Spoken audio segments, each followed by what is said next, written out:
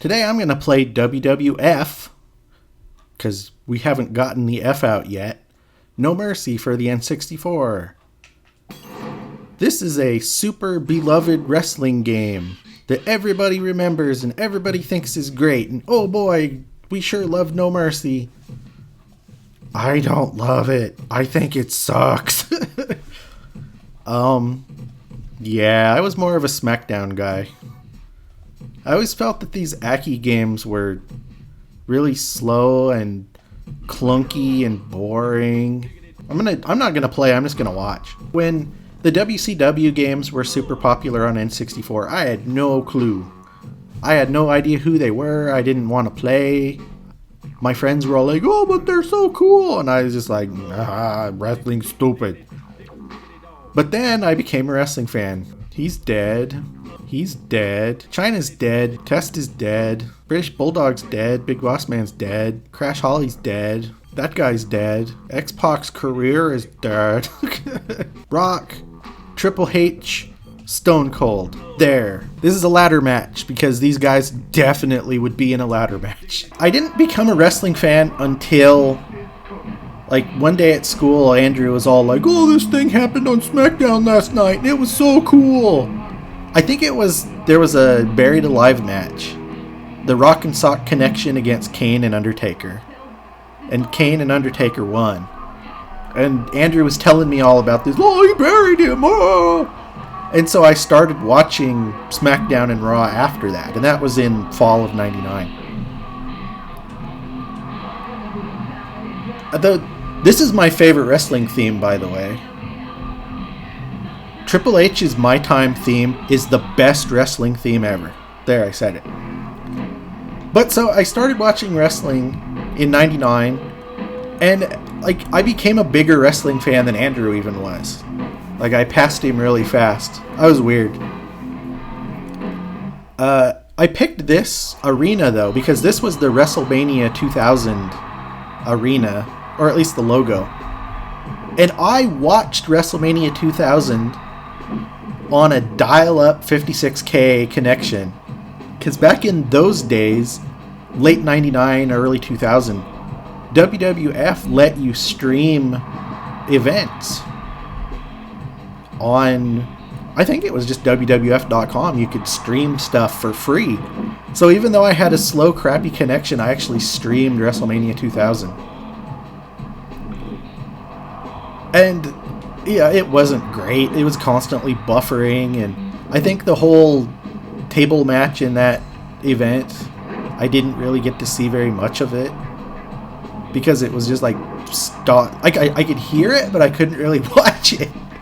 But by the time the main event came around, which was the four-way between Triple H and Rock and Big Show and Mick Foley, by the time the main event came around, like, it cleared up and I could actually watch it. The stupid thing, though, was that my dumb idiot sister was all like, I need to do this, and I want to use the blah, blah, blah. And I'm like, I've been watching this all freaking night, and it's not over yet. This is the most important part. And she's like, but I want to blah, blah, blah. And I was just like, shut up, idiot. I told her that a lot, because she's an idiot. Don't worry, she won't watch this.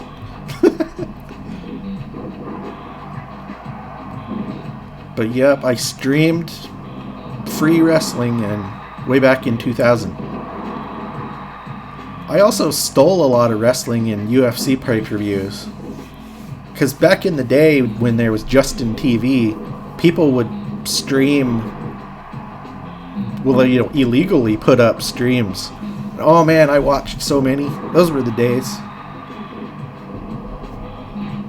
The only pay-per-view I've ever paid for was UFC 100.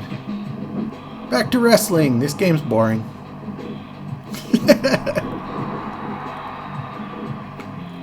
I never really liked No Mercy because it always seemed really slow and clunky and boring to me. I liked SmackDown because it was fast and arcadey, and I liked the way it looked better. Even though all these games look terrible now. Back at the time, I just liked everything about SmackDown much more. And I still do. Everybody else loves No Mercy. And I had it on here, so I figured I might as well record it.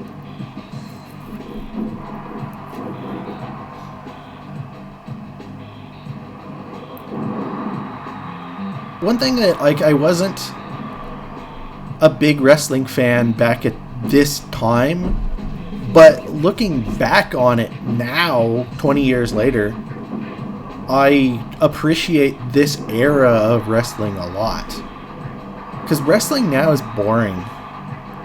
Because when the UFC got big, the WWE tried to kind of mimic Ultimate Fighting. So they're all like trying to get rid of the fake carny BS, trying to make kind of regular everyman type characters, trying to make the wrestling itself look more real, I guess. But the problem with that is that pro wrestling is appealing because it's fake, stupid, cartoonish nonsense. You can't have a successful wrestling federation when all of your, characters are all just, John Smith and Smith Johnson and Bob Everyman. But that's what it is now. There's no actual characters anymore. It's all just regular guys. But I want characters like Undertaker and Kane and Mankind and Doink the Clown, and like Goldberg was a character and Sting was a character, and well, hell, even back then, Triple H was a character. He wasn't just Hunter. He wasn't, Paul Levesque. He was a character. And The Rock was a character. He was a larger-than-life persona. And Stone Cold Steve Austin was a, don't trust anyone, don't give a crap character. But all the wrestlers today have no personality. Although, maybe it's kind of changing. Like, Bray Wyatt's new character, The Fiend, looks awesome. Because he's an old school, carny, fake wrestling character that is over the top and ridiculous, and I love it. Why are you trying to pin him, you idiot? Because if I was making a wrestling federation today, it wouldn't be, extreme, blood and guts like ECW, but it would be more extreme than what WWE is now. And there would be no John Everyman characters. They would all be characters, personas way over the top to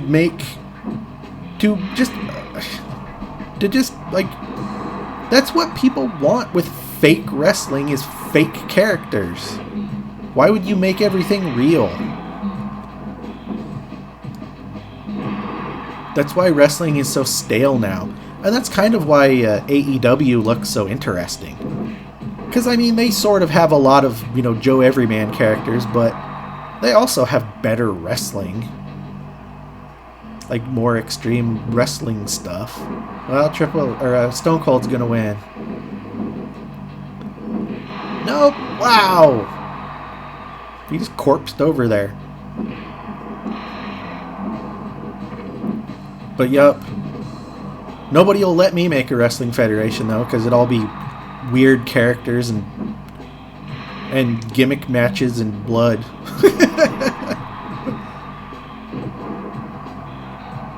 And you'd have... Well, the one thing about wrestling, too, that sucks now is that wins and losses don't matter. So it doesn't matter if, Dude Everyman loses for 3 months in a row. The next month, here's the title shot because you earned it. No, you didn't. Wins and losses have to matter. If you want people to believe your fake carny sport, you should at least, wins and losses have to matter. They also have gotten rid of the champions. Like, if the champion loses, they get a rematch. They don't do that anymore, and that sucks. Because they let champions lose in garbage, nonsense ways, and then they don't have an opportunity to get their title back. That sucks. That's why Asuka lost the championship at some random show to Becky Lynch and has never even gotten a shot back at it. That sucks.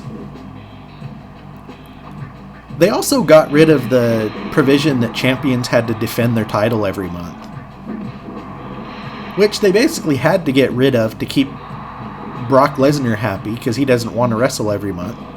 But it makes your championship look not as important when it's not on TV all the time.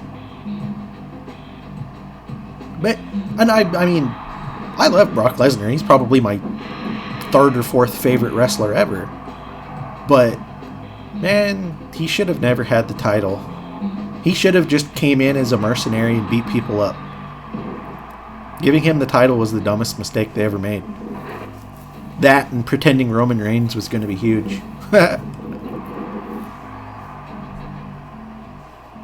Man, I'm sure talking about wrestling a lot.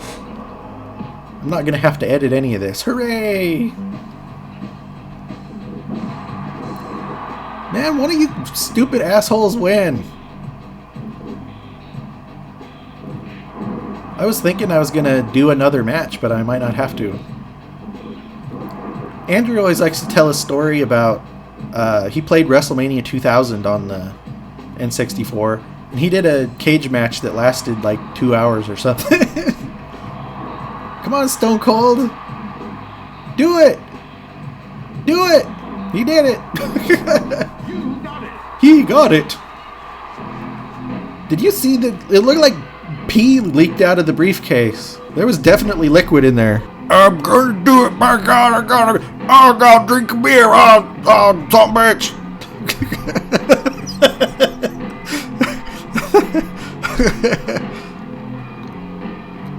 Oh my God! I'm gonna stomp a mud hole in this briefcase.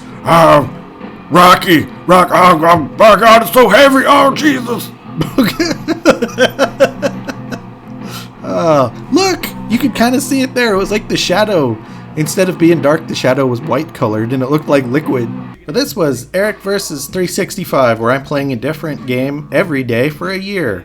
Be sure to check out psxboxindies.com, where you can find daily blog posts about the games we're playing and the videos we're making.